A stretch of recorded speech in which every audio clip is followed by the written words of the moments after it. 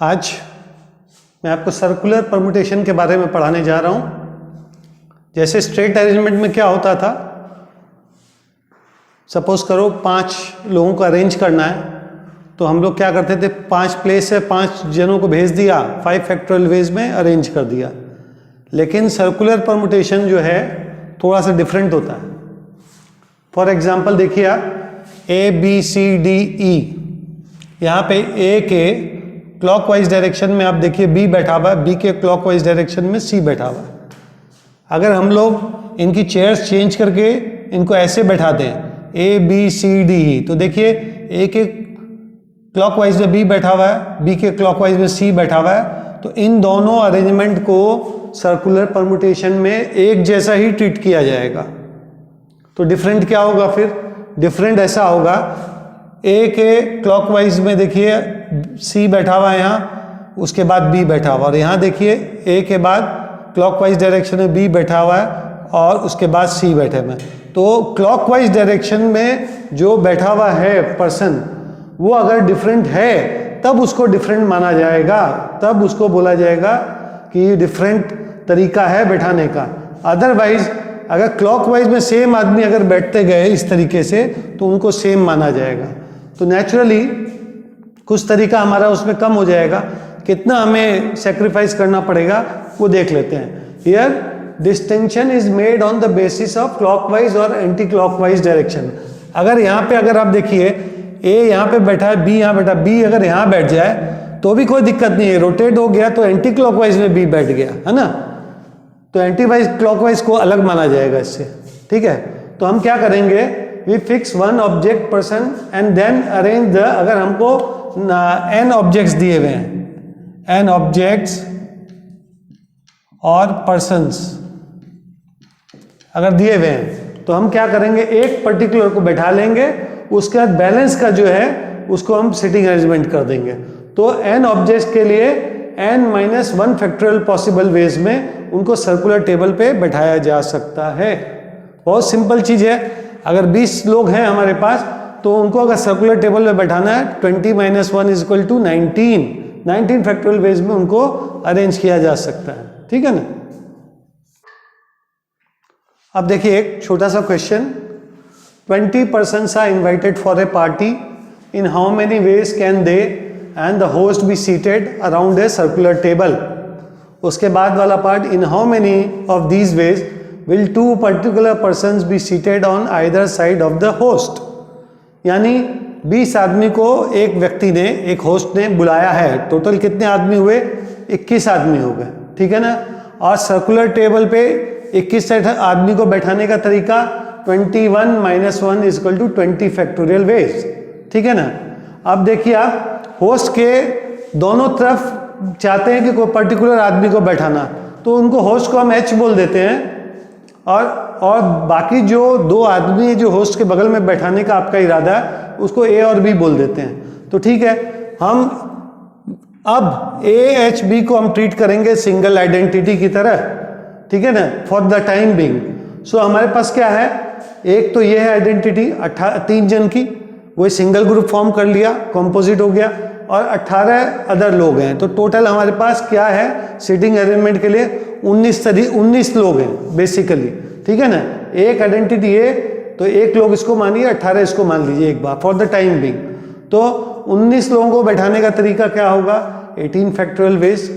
अब इसमें खास बात यह है, AHB को बैठाओ, ऐसे बैठाओ या BHA की तरह बैठाओ, तो अलग अलग तरीका हो जाएगा। ये देखिए AHB BHA और यहां बाकी लोग बैठ गए। ये दोनों तरीका यूनिक हो गया, अलग अलग हो गया, डिस्टिंक्ट हो गया। तो ठीक है, तो ये कितना तरीका और बढ़ा, ये 2 ही तो तरीका हुआ, तो 2 × 18 फैक्टोरियल इसका फाइनल आंसर हो गया, ठीक है ना। आगे बढ़ते हैं। ये वाला क्वेश्चन को थोड़ा छोटा सा क्वेश्चन है, लेकिन गौर कीजिएगा, ये काफी माइनर बात आपको सिखाएगा जो आपके काम आएगी। In how many ways can a party of 4 boys and 4 girls be seated on a circular table so that no 2 boys are adjacent, ठीक है ना। तो हम रिस्ट्रिक्शन किस पे है? बॉयज़ के ऊपर है, बॉयज़ एडजस्टेंट नहीं बैठने चाहिए। तो क्या करना है हमें? Girls are free, we will send the girls first. Circular table पे 4 गर्ल्स को भेजा, they can be made to sit in 3 factorial ways. देखिए G1, G2, G3, G4 girls को भेज दिया, वो आराम से यहाँ पे बैठ सकती हैं पहले 3 फैक्टोरियल वेज में। उसके बाद हम लोग बॉयज़ को भेजेंगे, तो बॉयज़ के लिए 4 देखिए क्रॉस है और 4 ही बॉयज़ है, तो total number of ways equal to 3 factorial for girls into 4 factorial, that is equal to 144। अब एक आप छोटा सा डाउट यहाँ पे आप रेस करेंगे कि गर्ल्स को हम सर्कुलर टेबल पे भेज दिए 3 फैक्टोरियल, 4 बॉयज़ हैं, तो उनको भेजा तो 4 फैक्टोरियल कैसे हो गया? तो आपको मैं बता दूं, ये जो सर्कुलर टेबल का फंडामेंटल होता है उसमें फर्स्ट जो जाता है उस पर तो सर्कुलर परमुटेशन का ही फॉर्मूला जो है एप्लीकेबल हो जाता है, n का n-1 फैक्टोरियल। लेकिन जब उसके बाद हम लोग दूसरे डिस्टिंक्ट लोगों को अगर हम भेज देते हैं, जैसे बॉयज़ पहले भेजा गर्ल्स बाद में भेजा, वो स्ट्रेट अरेंजमेंट की तरह ट्रीट किया जाएगा उसको। क्यों? आप ध्यान से देखिए, ये जो है यहाँ पे बॉय 1, बॉय 2, बॉय 3, बॉय 4 है, ये एक तरीका।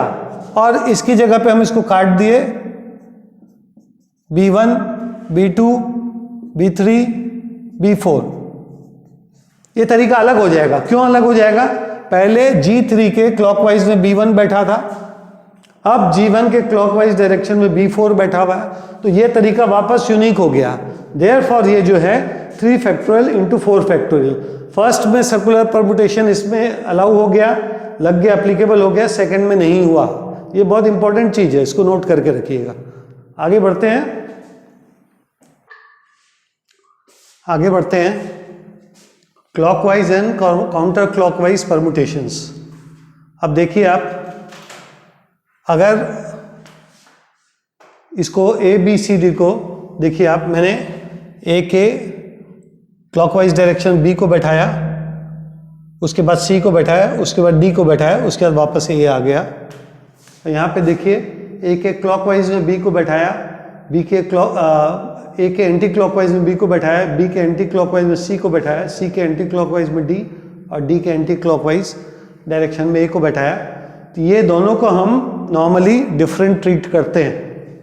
तो इनका अरेंजमेंट कितने तरीके से हो सकता है? अगर n ऑब्जेक्ट्स हैं तो n-1 फैक्टोरियल, अगर 4 ऑब्जेक्ट्स हैं तो 3 फैक्टोरियल, ठीक है ना।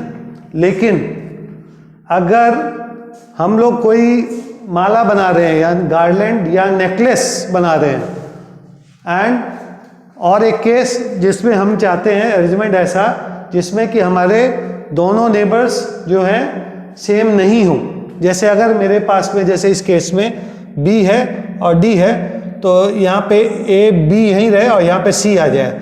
अगर ऐसा केस हम चाहते हैं तो हमारा नंबर ऑफ वेज जो है डिफरेंट हो जाएगा। देखिए आप ध्यान से, माला को आप जो है ऐसे उठा के पहनाइए या ऐसे उठा के पहना दीजिए, तो आपका जो है कुछ परमुटेशन लॉस्ट हो जाता है। कितना लॉस्ट हो जाता है? There is a small formula for this. n objects हैं या n फ्लावर्स इस गार्लैंड में रखे हुए हैं, तो n-1 फैक्टोरियल अपॉन 2 वेज। ये सर्कुलर परमुटेशन का जो है क्लॉकवाइज और एंटी क्लॉकवाइज को अगर हम अलग अलग इसको सेम माने, अगर हम इससे इसको और इसको हम इसको जो है हम अगर इन दोनों अरेंजमेंट को अगर हम सेम माने तो n-1 फैक्टोरियल बाई 2 वेज हो जाएगा, ठीक है ना। ये लिमिटेड जगह पे काम आएगा, सिर्फ गार्लैंड और नेकलेस में, ठीक है। आगे बढ़ते हैं। अब देखिए एक question, in how many ways find the number of ways in which 10 different flowers be strung to form a garland so that 4 particular flowers are never separated. यानी क्या है, 10 में से 4 हमेशा साथ में रहेंगे, तो उन 4 को हम एक सिंगल आइडेंटिटी के रूप में मान लेते हैं, तो वो बन गए 1, बचे कितने? 6 और 1 कितना हुआ? 7। तो now 6 + 1 = 7 flowers can be arrange in 6 factorial veg, बराबर। अब वो जो 4 हैं, 4 पर्टिकुलर फ्लावर्स, उनको आपस में भी आप अरेंज कर सकते हो। कितने वेज में? अब उनको स्ट्रेट अरेंजमेंट के रूप में लिया जाएगा, सर्कुलर के रूप में नहीं लिया जाएगा। तो क्या होगा? 4 फैक्टोरियल वेज उनका हो जाएगा, 4 फ्लावर 4 फैक्टोरियल वेज। और ये क्या है, नेकलेस जो मैंने बताया या गार्लैंड होने से 1/2 भी हो जाएगा। therefore half into 6 factorial into 4 factorial is equal to 8640 ways. ये बहुत अच्छा सम है, छोटा सा है, आप इसको ध्यान में रखें। उसके बाद एक छोटी सी थ्योरी, अगर हमको सारे ऑब्जेक्ट्स को ले आके परमुटेशन नहीं करना हो तब कितने तरीके से सर्कुलर परमुटेशन किया जा सकता है। जैसे हमारे पास में 10 ऑब्जेक्ट्स हैं, उनमें से कोई 3 को ले आना है और उनका अरेंजमेंट करना है, सर्कुलर अरेंजमेंट, तो क्या होगा? तो उसमें 2 केस होंगे, एक कौन सा वाला, वही गार्लैंड स्टाइल का, और दूसरा वाला का नॉर्मल केस। तो इफ क्लॉकवाइज और anti clockwise are taken as different, ठीक है ना, दोनों अलग अलग लिया जाए, then the required number of circular permutation is equal to NPR। जैसे 10 में से 3 है, 10P3 डिवाइड बाई 3, है ना, तो NPR divide by R। But अगर क्लॉकवाइज और एंटी क्लॉकवाइज ऑर्डर को सेम मान लिया जाए, not, it is not treated as different, necklace और गार्लैंड वाला case, then the required number of circular permutation is equal to NPR divide by again 2R। Lost हो गया एक तरीका, हाफ तरीके हमारे पास से, क्यों? क्लॉकवाइज काउंटर क्लॉकवाइज में कोई फर्क नहीं माना गया, ठीक है ना। ये भी एक छोटी सी थ्योरी है, इसे भी नोट कर लें आप।